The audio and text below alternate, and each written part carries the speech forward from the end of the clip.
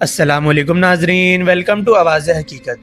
नाजरीन, जदीद फ़ज़ाई मार्का आराई अब सिर्फ इस बात पर डिपेंड नहीं करती कि आपके पास कितने एडवांस फाइटर जेट्स हैं, बल्कि असल फैसला कुन फैक्टर ये होता है कि आपका हथियार कितनी दूरी से और कितनी दुरुस्तगी के साथ निशाना लगा सकता है। आज हम एक ऐसी स्ट्रेटजिक तब्दीली पर बात करने जा रहे हैं जो पाकिस्तान एयरफोर्स के पुराने मिराज बेड़े को दोबारा से रेलिवेंट, पावरफुल और ख़तरनाक बना सकती है।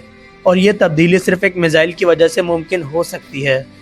दुनिया भर की एयर फोर्सेस इस वक्त एक कॉमन चैलेंज फेस कर रही हैं कि अपने एजिंग प्लेटफॉर्म्स जैसे जैगुआर, मिग-29 और मिराज 2000 को कैसे ऑपरेशनल और इफेक्टिव रखा जाए, क्योंकि नए एयरक्राफ्ट लेना बहुत महंगा और टाइम कंज्यूमिंग प्रोसेस होता है।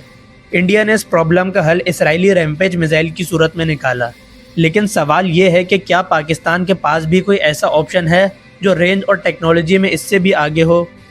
यहाँ पर एंट्री होती है तुर्की की डिफेंस कंपनी रॉकेटसन के TRG-300ER की, जो एक एयर लॉन्च बैलिस्टिक मिसाइल यानी ALBM कॉन्सेप्ट पर मबनी है और अपनी कैटेगरी में बहुत यूनिक है। ये सिर्फ एक और मिसाइल नहीं बल्कि एक ऐसा सिस्टम है जो पुराने एयरक्राफ्ट को एक नई स्ट्राइक कैपेबिलिटी देता है और बैटलफील्ड के रूल्स को चेंज कर सकता है। अगर इसकी बेसिक स्पेसिफिकेशंस की बात करें तो ये मिसाइल तकरीबन 900 किलोग्राम वजनी है और इसमें हैवी हाई एक्सप्लोजिव वॉरहेड लगता है जो हार्डन टारगेट्स को तबाह करने की सलाहियत रखता है। इसकी सबसे बड़ी खूबी 500 किलोमीटर से ज़्यादा की रेंज और सुपरसोनिक स्पीड, जो इसे दुश्मन के रेयर एरियाज तक सेफली पहुंचने की कैपेबिलिटी देती है, जबकि लॉन्च करने वाला एयरक्राफ्ट खुद खतरे से दूर रहता है।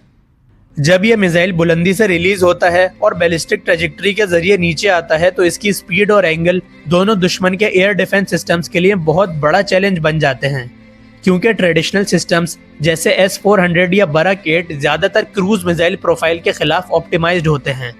इसीलिए इस तरह के high speed diving attack intercept करना टेक्निकली मुश्किल हो जाता है और इसी वजह से ये कॉन्सेप्ट इतना इफेक्टिव माना जाता है। अब सबसे इम्पोर्टेंट सवाल ये है कि क्या हमारे मिराज 3 और मिराज 5 जैसे पुराने जेट्स इस मिसाइल को इफेक्टिवली कैरी और लॉन्च कर सकते हैं?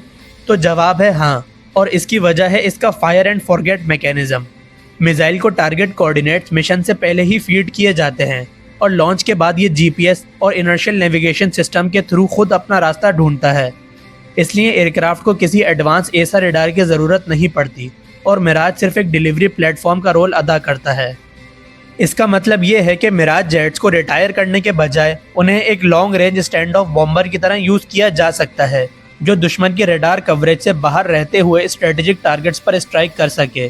और ये अप्रोच कॉस्ट इफेक्टिव भी है और ऑपरेशनली स्मार्ट भी, यानी लिमिटेड बजट के बावजूद मैक्सिमम इम्पैक्ट अचीव करना इस कॉन्सेप्ट का कोर एडवांटेज है। TRG-300ER मिसाइल की असल ताकत सिर्फ रेंज नहीं बल्कि इसका मल्टी लेयर्ड गाइडेंस सिस्टम भी है, जो इलेक्ट्रॉनिक वॉरफेयर के दौर में बहुत अहमियत रखता है, क्योंकि ये सिर्फ GPS पर डिपेंड नहीं करता बल्कि इसमें हाई क्वालिटी INS भी लगा होता है। अगर दुश्मन GPS जैमिंग करे तब भी ये मिसाइल अपने इंटरनल सेंसर्स और जायरोस्कोप की मदद से अपनी ट्रेजेक्टरी मेंटेन करता है और anti jamming GNSS antenna signal interference को फिल्टर करता है, जिससे एक्यूरेसी हाई लेवल पर रहती है। रिपोर्ट्स के मुताबिक इसकी सर्कुलर एरर प्रोबेबिलिटी यानी CEP 10 मीटर से भी कम हो सकती है, जो इस बात की तरफ इशारा करता है कि ये missile fixed high value targets जैसे कमांड सेंटर्स, फ्यूल डिपोज और एयर बेसिस के खिलाफ बहुत इफेक्टिव हो सकता है। सुपरसोनिक स्पीड और स्टीप डाइविंग एंगल मिलकर एक ऐसा अटैक प्रोफाइल क्रिएट करते हैं जो डिफेंडर के रिएक्शन टाइम को ड्रास्टिकली कम कर देता है।